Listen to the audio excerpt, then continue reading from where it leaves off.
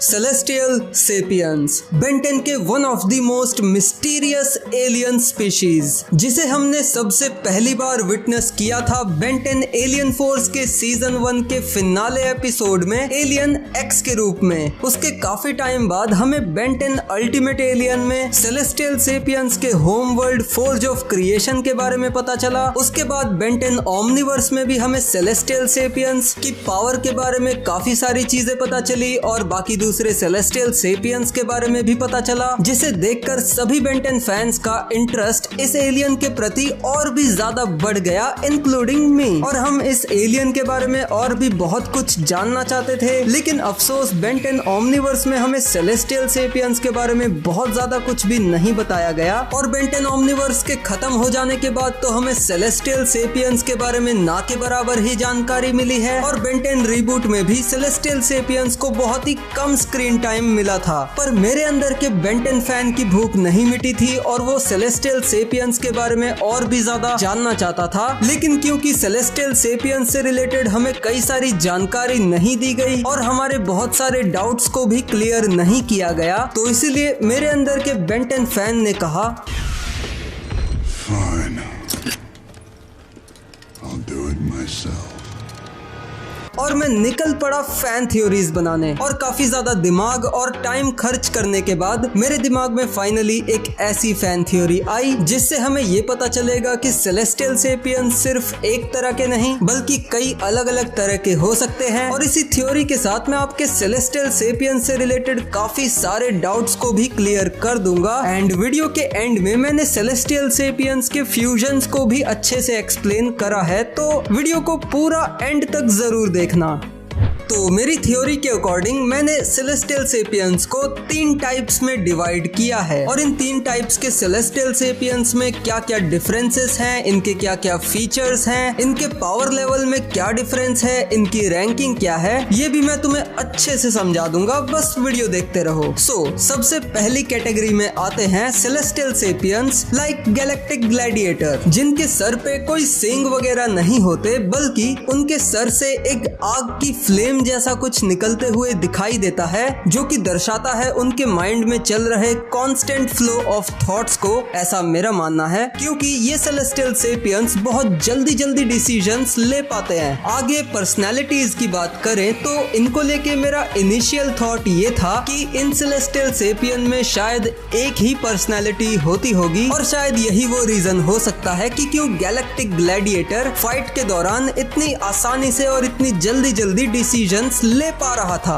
और मेरे इस पॉइंट को बैकअप करने के लिए मैं एक एग्जांपल भी देना चाहूंगा एलियन एक्स का। जब एलियन एक्स की तीनों पर्सनालिटीज यानी कि बेन, सेरिना और बेलिकस आपस में बहस करने में बिजी थे, तब एलियन एक्स जरा भी नहीं हिल पा रहा था। लेकिन जैसे ही एलियन एक्स की कमांड अकेले बेन ने संभाली, तब जाके एलियन एक्स गैलेक्टिक ग्लैडिएटर के फाइटिंग पेस को मैच कर पाया। लेकिन मैं इस पॉसिबिलिटी को भी लेकर चल रहा हूँ कि गैलेक्टिक ग्लैडिएटर जैसे सेलेस्टियल सेपियंस में भी शायद 2 पर्सनालिटीज ही होती हों। और मैं ये सिर्फ इसीलिए कह रहा हूँ क्योंकि सेरिना ने भी गैलेक्टिक ग्लैडिएटर को देखते हुए कुछ ये कहा था, इतनी जल्दी फैसला करने वाला सेलेस्टियल सेपियन मैंने पहले नहीं देखा। जिसका मतलब यही हो सकता है कि हाँ, गैलेक्टिक ग्लैडिएटर के अंदर भी 2 पर्सनालिटीज हैं, लेकिन वो बहुत जल्दी डिसीजंस ले सकते हैं अनलाइक सेरिना एंड बेलिकस। आगे बात करें अगर इनके पावर लेवल पे, तो इन तीनों टाइप्स ऑफ सेलेस्टियल सेपियंस में से ये सबसे ज्यादा weakest type of celestial sapiens होते हैं, यानी कि सबसे ज्यादा कमजोर टाइप ऑफ सेलेस्टियल सेपियंस होते हैं। ये इतने केपेबल तो नहीं होते कि किसी यूनिवर्स को क्रिएट कर दे,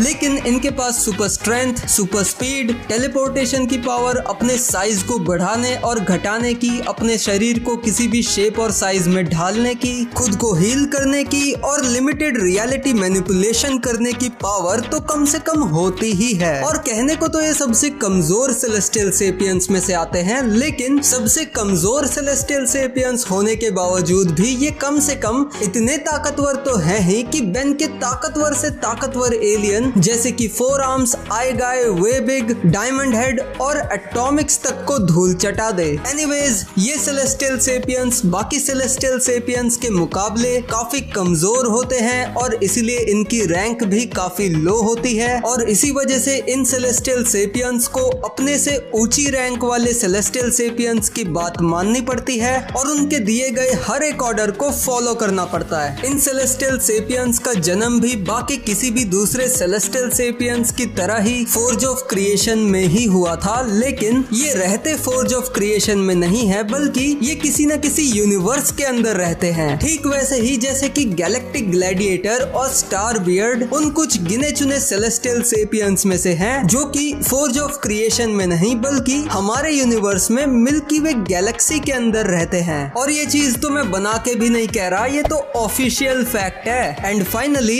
इन फ्लेम्स वाले सेलेस्टियल सेपियंस में मैं एक और चीज ऐड करना चाहूंगा कि ये टाइम पावर्स के अगेंस्ट काफी ज्यादा कमजोर होते हैं। अब ये कोई ऑफिशियल स्टेटमेंट नहीं है गैलेक्टिक ग्लैडिएटर को लेके, मैं पहले ही क्लियर कर दूं, लेकिन फिर भी मैंने ये चीज क्यों बोली ये तुम्हें आगे पता चलेगा। एनीवेज, अब बात करते हैं second type of celestial sapiens की, जो कि होते हैं 2 सिंगों वाले सेलेस्टियल सेपियंस जैसे कि स्टार बियर्ड। अब इन सेलेस्टियल सेपियंस में मेनली 2 पर्सनैलिटीज ही होती हैं और ये मैं इतने पक्के तौर पर इसीलिए कह रहा हूँ क्योंकि स्टार बियर्ड को जब आप बोलते हुए सुनोगे तो वहाँ पे आप 2 आवाजों को एक साथ सुन सकते हो।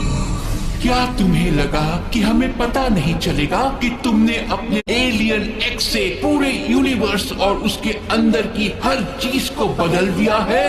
कहा था ना। एंड इनकी वो दोनों ही पर्सनालिटीज काफी अच्छे से एक साथ बैलेंस में रहती हैं और इसीलिए वो डिसीजंस को काफी आसानी से और काफी जल्दी जल्दी ले पाते हैं। ये 2 सिंगों वाले सेलेस्टियल सेपियंस काफी हाई रैंक वाले सेलेस्टियल सेपियंस होते हैं जो कि अपने से निचले रैंक वाले सेलेस्टियल सेपियंस यानी कि जो मैंने अभी तुम्हें बताए थे फर्स्ट कैटेगरी वाले सेलेस्टियल सेपियंस जिनके सर से आग जैसा कुछ निकलता रहता है, उनको ये ऑर्डर दे सकते हैं एंड ऑब्वियसली उनसे ज्यादा पावरफुल भी होते हैं। हालांकि हमने इन्हें इनकी ज्यादा पावर इस्तेमाल करते हुए नहीं देखा, लेकिन फिर भी कई लोग ये मानते हैं कि स्टार बियर्ड असल में एलियन एक्स से भी ज्यादा पावरफुल है। इनफैक्ट वो सारे के सारे सेलेस्टियल सेपियंस में से सबसे ज्यादा पावरफुल है। पर मुझे ऐसा नहीं लगता, क्योंकि अगर स्टार बियर्ड सच में इतना ज्यादा पावरफुल होता तो उसे यूनिवर्स में हो रही किसी भी चीज से, किसी भी पंगे से क्यों ही फर्क पड़ता। और बाकी तो अब मैं इन 2 सिंग वाले सेलेस्टियल सेपियंस में 2 चीजें और ऐड करना चाहूंगा जो कि फ्लेम हेडेड सेलेस्टियल सेपियंस में भी थी। पहला, इनका जन्म भी फोर्ज ऑफ क्रिएशन में ही होता है, लेकिन ये रहते किसी न किसी यूनिवर्स में है। और दूसरा कि ये भी टाइम पावर्स के अगेंस्ट काफी कमजोर है। एंड अब फाइनली आ जाते हैं अपने third type of celestial sapiens पे। बहुत ऑब्वियस है, तुमने गेस कर ही लिया होगा, जो कि है 3 सिंगों वाले सेलेस्टियल सेपियंस, जिसमें आता है अपना एलियन एक्स। अब इस टाइप के सेलेस्टियल सेपियंस में भी नॉर्मली 2 पर्सनालिटीज होती है, लेकिन यहाँ पे एक तीसरी पर्सनालिटी के लिए भी रूम होता है, तीसरी पर्सनालिटी के लिए भी जगह होती है। पर एलियन एक्स को चलाने के लिए इन तीनों पर्सनालिटीज का होना जरूरी नहीं है। फॉर एग्जाम्पल, एलियन एक्स को भी सिर्फ सरीना और बेलिकस मिलके चला सकते हैं, लेकिन जनरली वो किसी फैसले पर जल्दी नहीं पहुंच पाते। और यहीं पे तीसरी पर्सनालिटी का काम आता है कि वो जल्दी से जल्दी इन दोनों में एग्रीमेंट करवाए और ये तीनों मिलके कोई ना कोई डिसीजन ले ताकि एलियन एक्स मूव कर पाए। और चलो, एलियन एक्स के पास तो बेन है जिसकी वजह से वो मूव कर पाता है, लेकिन बाकी 3 सिंगों वाले सेलेस्टियल सेपियंस का क्या? उन बेचारों के पास तो कोई तीसरी पर्सनालिटी है ही नहीं जो कि उनकी 2 पर्सनालिटीज के बीच में एग्रीमेंट करवा के किसी फैसले पर पहुंचा सके। और इसी वजह से वो सेलेस्टियल सेपियंस सालों सालों तक ऐसे स्टैचू ही बने रह जाते हैं। ये 3 सिंगों वाले सेलेस्टियल सेपियंस सबसे हाईएस्ट रैंक वाले सेलेस्टियल सेपियंस होते हैं। इन्हें दुनियादारी से घंटा फर्क नहीं पड़ता एंड ऑब्वियसली ये फ्लेम हेडेड सेलेस्टियल सेपियंस और 2 सिंगों वाले सेलेस्टियल सेपियंस से बहुत बहुत बहुत ज्यादा पावरफुल होते हैं। इतना कि ये आराम से खड़े खड़े ही किसी यूनिवर्स को डिस्ट्रॉय या फिर क्रिएट भी कर सकते हैं। ये भी फोर्ज ऑफ क्रिएशन में ही पैदा होते हैं और और ये फोर्ज ऑफ क्रिएशन में ही रहना पसंद करते हैं। एंड फाइनली ये टाइम पावर्स के खिलाफ ज्यादा कमजोर नहीं पड़ते। तो ये तो था मेरा क्लासिफिकेशन सेलेस्टियल सेपियंस को लेके। एंड अब मुझे पता है कि आप में से कई सारे लोगों के मन में कई सारे सवाल आ रहे होंगे मेरा ये क्लासिफिकेशन देखने के बाद, जिनको मैं अभी यहाँ पे एक एक करके क्लियर कर ही देता हूँ। पहला सवाल, अगर स्टार बियर्ड सबसे पावरफुल सेलेस्टियल सेपियन नहीं है तो फिर सबसे पावरफुल सेलेस्टियल सेपियन भला है कौन? एंड इसका जवाब मेरे हिसाब से है मदर सेलेस्टियल सेपियन। जी हाँ, फोर्ज ऑफ क्रिएशन एपिसोड में जो हमें मदर सेलेस्टियल सेपियन दिखाई गई थी, जिसके हाथों में बेबी सेलेस्टियल सेपियन था, मेरे हिसाब से वही सबसे पावरफुल सेलेस्टियल सेपियन होगी, क्योंकि वही सेलेस्टियल सेपियन तो बाकी सारे सेलेस्टियल सेपियंस को बनाती है, उन्हें जन्म देती है। पर मैं ये चीज पहले ही क्लियर कर दूं कि वो कोई क्वीन वगैरह नहीं है और ना ही वो बेंटन यूनिवर्स की गॉड है, बल्कि वो तो बस एक माँ है। एंड शायद उसकी पर्सनैलिटीज भी हमेशा इसी बात पर एग्री करती होंगी कि हाँ, हमें एक नया सेलेस्टियल सेपियन बनाना है। दूसरा सवाल, क्या बेन कभी फर्स्ट और सेकंड टाइप के सेलेस्टियल सेपियंस यानी कि फ्लेम हेडेड सेलेस्टियल सेपियन और 2 सिंगों वाले सेलेस्टियल सेपियन में ट्रांसफॉर्म हो सकता है? जिसका जवाब है बिल्कुल भी नहीं। जैसा कि मैंने तुम्हें बताया कि 3 सिंगों वाले सेलेस्टियल सेपियन में ही तीसरी पर्सनैलिटी की जगह होती है, फ्लेम हेडेड सेलेस्टियल सेपियन और 2 सिंगों वाले सेलेस्टियल सेपियन में नहीं, क्योंकि उनकी पर्सनैलिटीज तो पहले से ही फैसले लेने में काफी ज्यादा तेज होते हैं। तो बेन की एज अ थर्ड पर्सनैलिटी ना ही वहाँ पे कोई जगह है और ना ही कोई जरूरत। तीसरा सवाल, अगर हर 3 सिंग वाले सेलेस्टियल सेपियन में एक तीसरी पर्सनैलिटी के लिए जगह खाली होती है तो फिर एग्रेगोर ने किसी एक 3 सिंग वाले सेलेस्टियल सेपियन को ही एब्जॉर्ब क्यों नहीं कर लिया? तो अब देखो, एग्रेगोर जो है वो celestial sapiens, forge of creation, map of infinity और भी कई सारी चीजों के बारे में अच्छे से रिसर्च करके आया था, अच्छे से प्लानिंग करके आया था। तो इसलिए उसे ये बात अच्छे से पता थी कि उसे यूनिवर्स में कहीं ना कहीं फ्लेम हेडेड सेलेस्टियल सेपियंस और 2 सिंगों वाले सेलेस्टियल सेपियंस मिल ही जाएंगे, लेकिन शायद वो उनके पास भी ना जा पाए क्योंकि उनकी डिसीजन मेकिंग एबिलिटी काफी बढ़िया है। पर अगर वो उन्हें कैसे ना कैसे एब्जॉर्ब करने में कामयाब होता भी है, तब भी उसे उतनी पावर नहीं मिल पाएगी जितना कि एग्रेगोर चाहता है। और अगर एग्रेगोर 3 सिंग वाले अडल्ट सेलेस्टियल सेपियन को एब्जॉर्ब करेगा तो वहाँ पे भी 2 चीजें हो सकती हैं। पहला तो ये कि उसे उस सेलेस्टियल सेपियन की पूरी पावर नहीं मिलेगी, बल्कि उसकी पावर का एक बहुत ही छोटा हिस्सा मिलेगा, या फिर दूसरा, एग्रेगोर उस सेलेस्टियल सेपियन का पार्ट बन जाएगा और वहाँ पे एज अ थर्ड पर्सनैलिटी अपनी जगह ले लेगा। उसे वो सारी पावर्स मिल जाएंगी जो कि उसे चाहिए थी, लेकिन उसे उन सभी पावर्स को इस्तेमाल करने के लिए उस सेलेस्टियल सेपियन की पर्सनैलिटीज से पहले परमिशन लेनी पड़ेगी। एंड मुझे नहीं लगता कि एग्रेगोर कभी ऐसा चाहेगा, तो इसीलिए उसने 3 सिंग वाले बेबी सेलेस्टियल सेपियन को चुना, क्योंकि वो ये बात बहुत अच्छे से जानता था कि एक बेबी सेलेस्टियल सेपियन के अंदर भी उतनी ही पावर होती है जितनी कि एक अडल्ट सेलेस्टियल सेपियन में, और ऊपर से अभी तक इसमें पर्सनैलिटीज भी डेवलप्ड नहीं है। तो अगर एग्रेगोर उसे एब्जॉर्ब कर ले तो वो उस अनलिमिटेड पावर का इस्तेमाल कर पाएगा बिना किसी की परमिशन लिए। चौथा सवाल,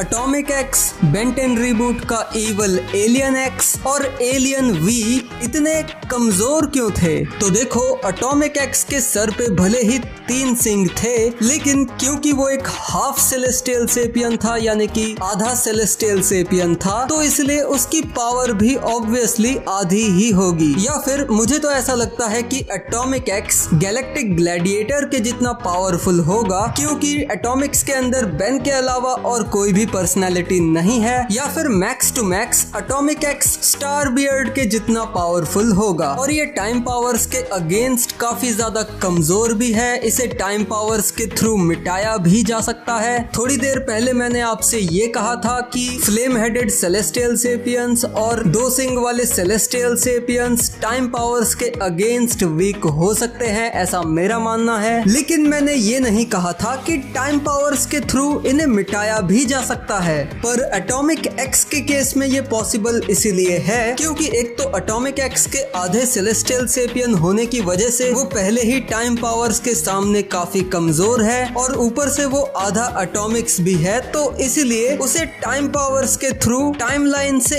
इरेज भी किया जा सकता है। एलियन वी का भी यही सीन है, वो भी एक तरह से फ्यूजन है विलगैक्स और एलियन एक्स का, लेकिन देखने से लगता नहीं कि विलगैक्स के अलावा उसके अंदर कोई दूसरी पर्सनैलिटी होगी और ऊपर से वो काफी ज्यादा कमजोर भी था। भाई पार्ट सेलेस्टियल सेपियन होते हुए वेबिक से हार गया। और इवल एलियन एक्स का मैं क्या ही बोलूं यार, इसका तो साला समझ में ही नहीं आता कि एक पर्सनैलिटी है या कई पर्सनैलिटी है। कभी खुद को वी और आर करके रेफर करेगा तो कभी आई और माई। अबे भाई, और ताकतवर तो ये इतना है कि गिनती के 3-4 एलियंस ने ही इसको धर लिया।